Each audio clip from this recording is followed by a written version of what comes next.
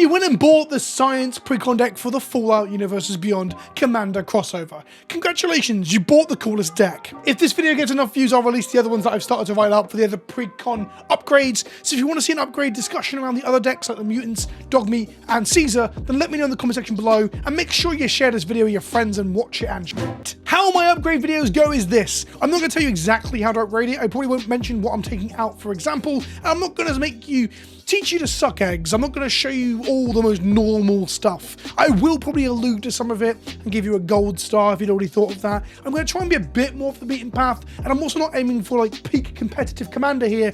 I'm talking about having fun and just making the deck run smoother and having a good old time doing some science. This video is brought to you by CoolStuffInc.com. Use a link in the description below to get your singles and sealed products, get 5% off your order, help support the show, and every order is getting a free foil with it while stocks last. And it's not necessarily the foil we're showing you on screen now, it could be any foil. First up, let's talk about the current mana bases for the precons. Surprise, surprise, they suck. They're nowhere near as good as the Doctor Who ones. That was not a surprise here, which is a shame. So I am going to say that I think Chromatic Lantern is just an auto-include for all of the decks. Chromatic Lantern will fix your mana base something proper. I think it's a very good include for all mid-tier power level decks. I also think that Commander Sphere is another include for pretty much any commander deck. Some of you are going to hate this because it's 3 mana, it's not 2, and it's not competitive enough. Well, those people can go fuck themselves. I think being able to sack this in a pinch and draw a card is good in most decks.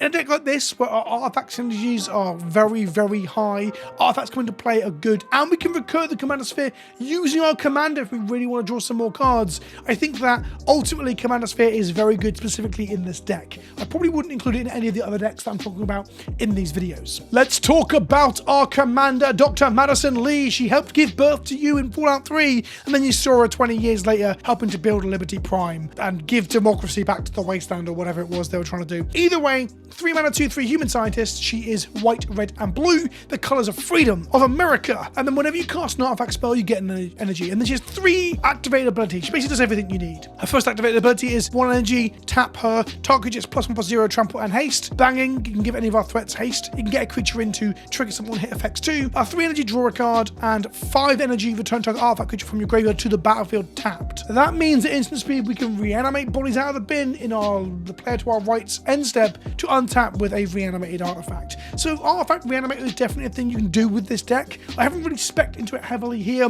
but I think having some fatties and some discard outlets is an easy way to go towards having some sort of late game thing to do. Or if you get really good, just early game as you make it on turn 4. Originally, energy kind of sucked. Bristling Hydra is an example of this. A rare 4 mana 4/3 gets energy when it enters the battlefield, and then use energy to give it a counter and protect it from removal. This card was absolutely fine standard, saw some play in the red-green or the rug mid-range decks, but it kind of fucking sucks in Commander. A lot of efficiently costed 2, 3, and 4 mana creatures that have effects that are really good at nickel and diming one opponent, but bad in a game of Commander. On top of that, there was no real good legend either. This is the era where Wizards weren't obsessed with making legendary creatures for every possible thing. Fast forward to now, we've got Energy Commander in the Fallout sets, and one coming in Modern Horizons 3's precons in June. That's right, sometimes you're waiting for a bus, and suddenly Wizards release too much product. That's the saying, right? I'm sure my dad used to say that. To be fair, our commander does all the things already, but on top of that, we can look to assemble bodies with automated assembly line, we can blow up lands with the mother load, and we can steal activate abilities out of other people's graveyards and exile the creatures with Rex Cyberhound. In short, this deck fucking rules. Let's talk the first upgrade, a really obvious one is Decoction Module. In short, we're going to look to put creatures to play to get energy, and this also has the 4 mana activate ability to return target creature you control to its owner's hand. Keep in mind that Decoction Module does not care about non-token. That means we can make tokens off of some cards that are coming up.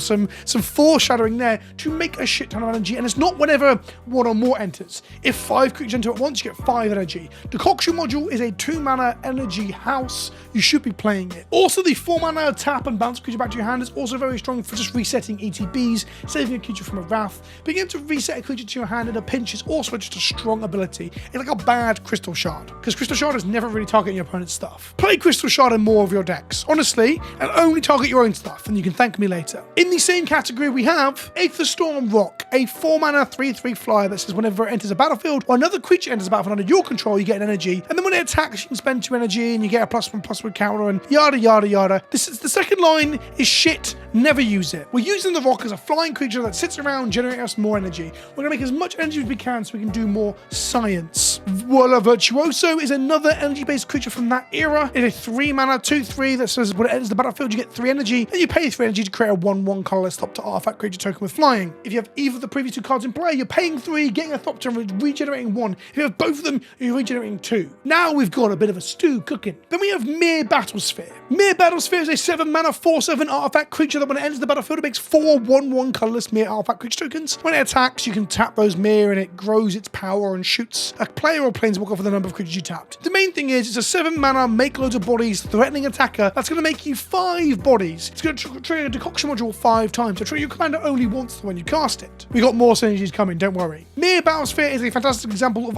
you can probably find other versions of this and make a lot of bodies. The more bodies you have, the better. To hit people with your assembly line and get energy, or to have them enter when decoction modules online to get energy. Energy. Next up in our budget alignment is one that I don't think will be budgeted for much longer if it doesn't get a reprint. Throne of Geth is an uncommon that has only been printed twice in all of Magic, with its last printing being in 2020's Double Masters. It says tap, sacrifice an artifact, proliferate. The reason we're looking to include something like this is because you can use up some of those tokens that you're making with your Mere Battlesphere to proliferate. When you proliferate, you pick a player or a permanent or as many players and permanents as you want, and you grow all counters on those permanents and players by 1. That means you can grow planeswalkers and other artifacts that we haven't really gone into with this build, but you can grow those things up using Throne of Geth. You can also target yourself to proliferate up an energy counter.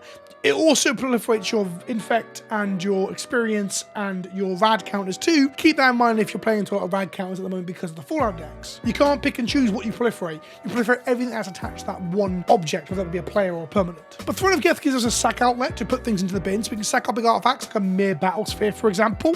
I'll just see where we're going, and then you can activate your commander and 5 energy to put Mere Battlefield back into play, which generates you 5 energy off your decoction module. And now you've got every turn you can proliferate and you can grow back your Mere Battlesphere, making more 1/1s. That's right. Big Daddy Kenobi has taught you a miniature combo. It's more of a synergy. I just guess it is a combo. Combo or synergy? Who fucking cares? And on the topic of counters, we have Piper Wright Public Reporter, which is actually in the Mutant deck, and I don't know why. I guess it's because that deck cares about +1/+1 counters. But either way, whenever she deals damage to a player, investigate that many times. So she makes a lot of clues. She's going to help with our artifact synergies, and she grows when you correct clues as well, much like Tyler's Tracker did. She's a great little 1/2 that will generate you a ton of clues, and thus a ton of value, and thus a ton of artifacts. Talking about clues, the deck comes with Nuka-Cola Vending Machine, a 3 mana artifact that makes a food by tapping and paying 1, and then whenever you sacrifice a food, create a tapped treasure token. Now, there's some important synergies to talk about here. This card is going to show up in a lot of commander decks. In essence, it's a 3 mana artifact that makes a food, but it makes all your food better by giving you treasures. When you drink a cola bottle, you get a bottle cap. Now, think of it this way. If you had, I don't know, a little known card called Academy Manufactor in play with a Nuka-Cola Vending Machine, every time you make a food, you now make a food, a treasure, and a clue. And then when you crack that food, you get a tapped treasure, a tapped clue, and a tapped food. And thus you create a slow, lumbering sort of chain of artifacts. Now bear in mind that whenever you sacrifice a food, get a treasure thing on Nuka-Cola Vending Machine, it's not when you pay 2 mana to sack the food, it's whenever you sack a food. Remember, Throne of Geth allows you to sacrifice an artifact. If you use Throne of Geth to sacrifice a food whilst we have Nuka-Cola Vending Machine in play, we get a tapped treasure. If you do it with Academy Manufacturer in play, we get a tapped treasure, a tapped food, and a tapped clue. That's not a combo. That's a synergy. The last card in our budget list right now is here because it actually combos with, and I mean combos with something in the expensive end. But Semblance Anvil is a 3 mana artifact which says when Semblance Anvil enters the battlefield, you may exile a non-land card from your hand and imprint it onto the anvil. Spells you cast that share a card type with the exiled card cost 2 less to cast. If you Semblance Anvil and put a creature artifact underneath it, all of your artifacts and all of your creatures cost 2 less. And thus you can actually get any artifact that costs 2 or 1 colorless to cost 0. This means if you have a Mystic Forge in play, which is already in the precon, and you find 2 or 1 mana artifacts of your library, you can cast them for free. It can, alongside Semblance Anvil, allow you to dig really deep through your deck. And that brings me now onto our non-budget options. Gauntlet's Aetherheart is a 6 mana mythic that used to cost fucking nothing, but with an energy deck happening now and one happening on the horizon, it's climbing in price. And thus is no longer on our budget side. When it enters the battlefield or another artifact enters the battlefield under your control, you may gain 2 energy. And you may pay 8 energy and exile the heart to take an extra turn after this one. Now look, taking the extra turn is probably what you'll do at the very end of of the game to like close out the game, but the actual ability to put an artifact into play and make 2 energy is very strong. Again, with mere Bathysphere, you make 10 energy on it entering the battlefield. That's why this costs 6 mana. Of course, it costs 4 if you semblance anvil an artifact under it. There's a lot of things like this. You can play Cloud Key as well, name artifact to get your artifacts costing cheaper. You're kind of really pushing towards being a combo deck when you start to play a lot of cost reducers. So just bear in mind, people will think you're full combo even if you're just doing these for value. Now, this was in my honorary mentions bit, but we'll include this now in the non-budget. Aetherworks Marvel is a 4 mana mythic that says whenever a permanent you control is put into a graveyard from play, you get 1 energy. So basically when things die. And they may tap it and pay 6 energy. Look at the top 6 cards of your library and you may cast a card from among them without paying its mana cost. Put the rest in the bottom of the library in a random order. It gives you a free spell off the top 6 for 6 energy and a tap. This card was actually very, very good in Standard. It was really good with Ulamog. Either it or Ulamog got banned, if I remember correctly. Either way, a really fun card to just try and randomly hit value off the top. Not incredibly powerful or incredible payoff in Commander, but pretty good. Especially if you are going to play Eldrazi, for example. Next up, we have Teleportation Circle, which is around $10 now. I actually got to preview this card back when AFR came out, if I remember correctly. It's weird, I forget about a lot of my preview cards because they tend to be shit. I think this is my best one I've ever had, and it's incredible. At the beginning of your end step, exile 1 target artifact or creature you control, then return that card to the battlefield under its owner's control. So look, it's Flicker, and I'm going to tell you to play this in every deck anyway, because flickering things is really, really strong and also very fun. But here we can flicker anything I mentioned already to get ETB effects of making a lot of tokens, making a lot of energy, and doing shit like that. It allows you to rebuy effects of cards that you've already used. Also, Aetherworks Marvel is not a sorcery speed activation. So if you activate your turn for 6 energy and you hit something big and you get some fun triggers off that and you have a lot of fun in your turn, then you go to your end step and you reset Aetherworks Marvel with Teleportation Circle, you get to go again if you got 6 energy. Now look, you can untap the Aetherworks Marvel with untap effects like all sorts of things, any sort of I'm losing the word, key effects that untap an artifact. Normally artifacts that you cost 3 or 2 and they tap voltaic key, that's the one, to untap an artifact. Untapping Aetherworks Marvel, you can do it if you really want to.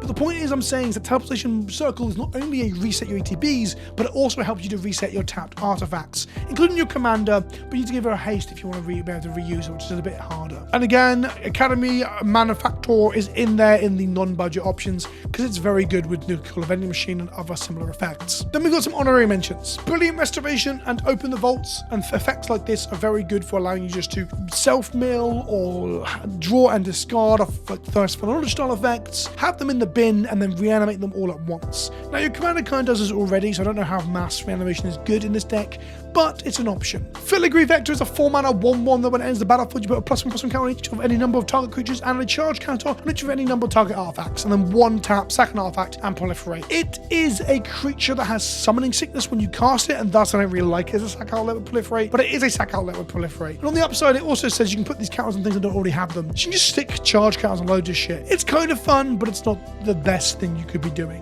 Flux Channel says whenever you cast a non-creature spell, so that's artifacts, my friends, you get to proliferate. So again, with the infinite combos you can enable with Semblance, Anvil, Council, and Curio, you can actually just proliferate yourself up to infinite energy again. Also, you can just proliferate people to kill them if they've got like rad counters and stuff on them. Flux Channel is very, very good at just enabling the proliferate plan if that is something you want to move down. And Dynavolt Tower is a 3 mana ETB, make 2 energy, tap, pay 3 energy, deals 3 damage to target creature or player. In essence, oh, sorry, to any target now, because it can hit planeswalkers. In essence, it's got a reasonable ETB trigger, and it can also be a way to use up some of your energy to kill small, gribbly creatures. I'm putting the honorable mentions category because I'm not sure if I wanted to play this card because its effect isn't big enough, but I still think it might be a reasonable output for your energy. At like 27 cents, like average price right now on the market, it's a pretty cheap include as well if you're looking to build on a budget. So that was my not so comprehensive guide on how I would take the deck and things I might do to it if I do decide to modify my precons, not leave them currently as is. I'm not giving you a full guide on how to remove things because I've waffled for 20 plus minutes already and I don't want this video to be too long. Let me know if there's anything obvious that I didn't include in the comment section down below, or some tech that you think is real spicy. And if you want to see more videos like this, let me know as well, because I've got some notes written up for the other decks too. I just want to see how well this kind of video performs on the channel, especially some late to the party, because I got to play with the decks after release, because Wizards of the Coast didn't think I was worth sending them to me early, which kind of sucks. Thanks for watching, and I'll see you in the next one. Ta-ta for now.